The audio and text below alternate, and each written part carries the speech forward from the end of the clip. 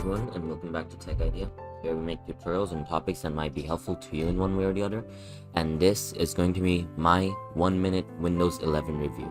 So first and foremost, Windows 11 does not support all of the applications I used to use on Windows 10.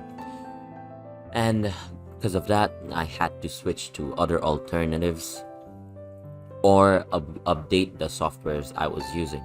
So that's one of the main drawbacks I feel.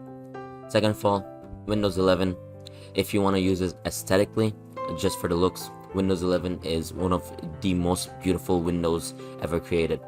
It feels like I'm using Mac OS, everything from the Mac OS, except it's Windows and everything supports the OS.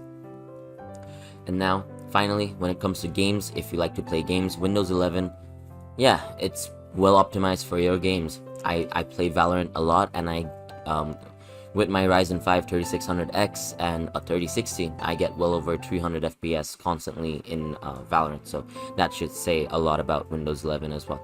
The only drawbacks I feel on Windows 11 is, first of all, the application support. Now, a lot of the applications are being supported on Windows 11 because as the time moves on, more and more supports will be more and more app support will be available.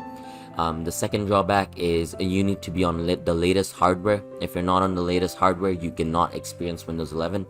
And the final drawback, in my opinion, would be the fact, even if you're on the latest, by the Windows 11 standard, you're on the latest hardware, some of those hardware might not have the features that you need in order to run Windows 11, and that could be frustrating because Windows 11 installation isn't really that simple, and they don't really give you clear signs on what's wrong and what's not.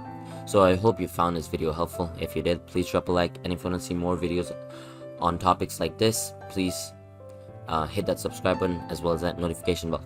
Thank you so much for watching. Bye bye.